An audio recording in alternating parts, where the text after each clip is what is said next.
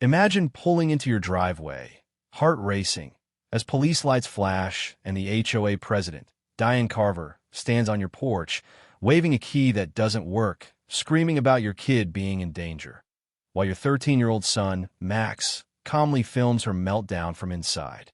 I'm Owen Harper, a single dad in Oak Ridge Meadows, and this is how Diane's power trip backfired so hard she lost everything, all because she thought she could walk into my home. By the end, our quiet suburb was never the same. Let's get into it. I'm a web developer, working from home in Oak Ridge Meadows, a gated community outside Raleigh with neat lawns, a clubhouse pool, and what I thought were chill HOA rules.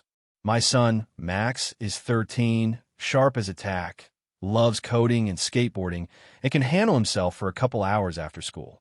We moved here 6 months ago for the good schools and a fresh start after my divorce. Just me and Max building our life, our home, with a smart security setup, cameras, video doorbell, the works. Max knows the drill. Lock the door, text me, hit the panic button if anything's off. The house is our safe spot, with Max's game posters on the walls and my coffee mug stacked by the sink. Oak Ridge felt like the right place, until Diane Carver decided we didn't belong. Diane was the HOA president, mid-50s, with a perm so crisp it could star in a rom-com and a way of smiling that made you feel judged. She was a part-time event planner, but ran Oak Ridge like it was her empire, clipboard always in hand, her red SUV prowling the streets. From the jump, she had it in for us.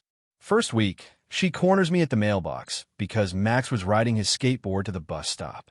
Owen, she says, all syrupy, single dads have it tough. Maybe Max needs more supervision, not street hobbies. I kept it cool, told her he's 13, responsible, and I'm home all day with eyes on him through her cams. She just nodded like I'd failed the test and said, well, the HOA has standards for child safety. That was my first red flag, but I brushed it off. Didn't want to start waves in a new place. Then the letters started. One claimed Max being home alone violated some HOA rule about unattended minors under 15. I checked the bylaws online. No such rule. I emailed Diane, asking for the specific clause. Her reply? The board's revising the guidelines. Owen, you'll get them soon. Spoiler, they never came. Max started noticing her SUV creeping by every afternoon when he got off the bus, slowing down, her staring like he was a suspect. Dad, why is that lady always watching me? He asked, voice quieter than usual. It got under my skin. Max is my world, and seeing him uneasy in our own neighborhood lit a fire in me. I started screenshotting her emails, noting her drive-bys, even got footage from our doorbell cam of her idling out front for 15 minutes straight. Things hit a boiling point one Thursday afternoon. I'm on a Zoom with a big client, walking them through a site redesign, while my phone blows up with security alerts. Someone's trying to unlock our front door. I flip to the live feed and see Diane, red-faced, jamming a key into the lock, yelling, "Open this door, young man. I know you're in there." My stomach drops. Max is home, doing homework, and this woman's trying to barge in. Through the speaker, I hear her rant about an HOA welfare check. I mute my call, heart pounding, and ping Max. His text comes fast. Dad, she's freaking out. I hit the panic button, filming it. That's my kid, cool under pressure, just like we practiced. The panic button locks all doors, starts recording, and alerts me. I blast through the speaker. Diane, you're trespassing. Leave now. She freezes, then screams. This is an emergency. I have a master key. Master key? My house. Then, I kid you not, she pulls out her phone and dials 911, voice shaking like she's in a soap opera. There's an abandoned child, possibly hurt. I'm the HOA president. I can't get in. I'm floored. She's lying to emergency services to break into my home. I call 911 myself, explain she's trying to enter without permission, my son's fine, and I'm on my way. The dispatcher's calm, says units are en route. I am my meeting, clients can wait, and speed home, mind racing.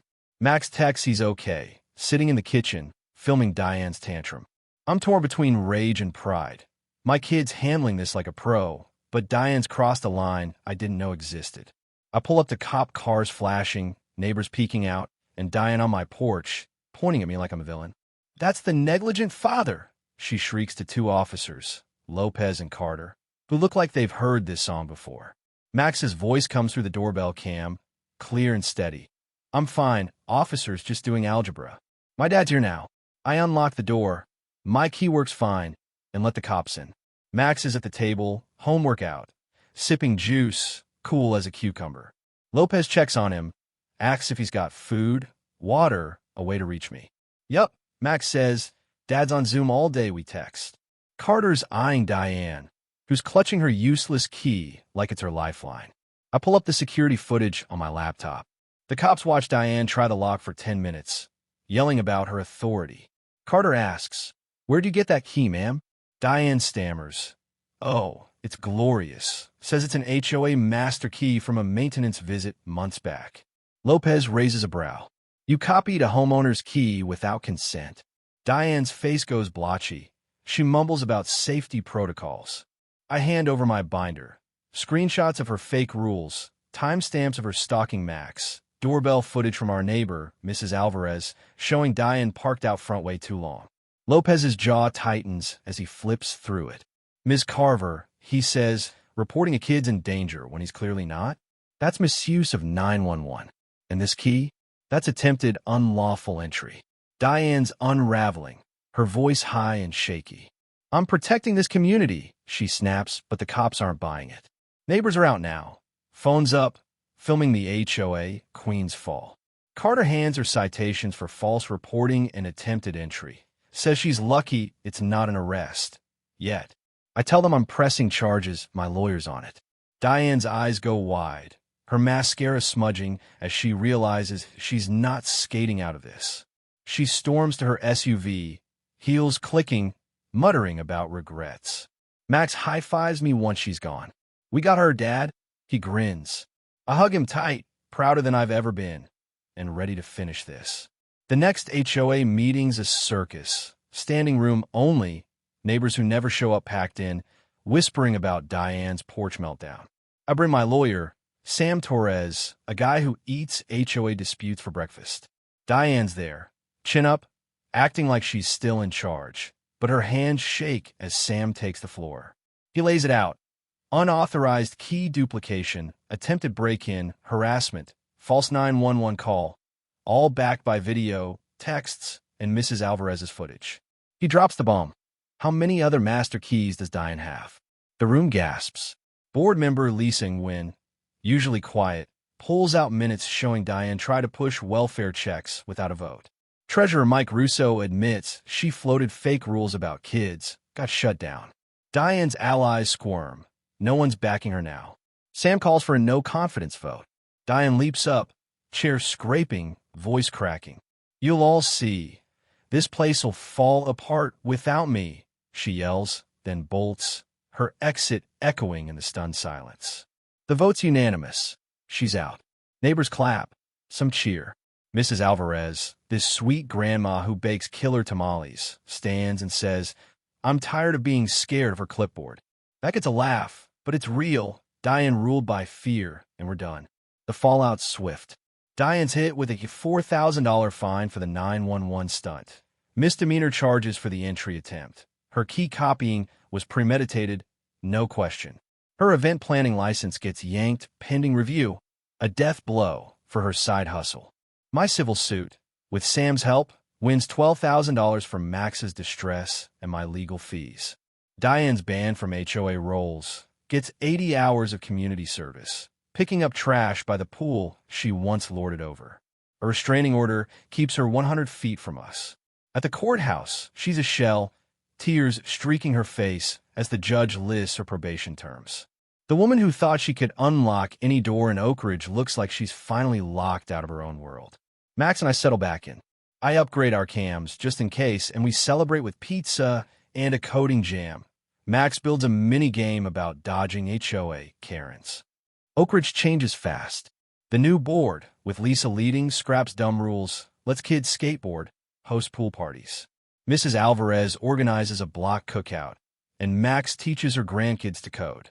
I join the board to keep things transparent, coding a violation portal so no one's blindsided again. Max is back to skating, No creepy SUVs in sight, his grin wider than ever. We sit on the porch one night, stars out, and he says, "We're pretty badass, huh, Dad?" I laugh, ruffle his hair. "Yeah, kid, we are." Was Diane just a control freak? Or do HOAs give too much rope to people like her? Should there be harder checks on their power? Drop your craziest HOA stories in the comments. I know you've got him. Share this with anyone who stood up to a bully, and hit the bell, because next time, we're diving into a guy who turned his neighbor's noise complaint into a viral prank war. Trust me, you won't see the end coming.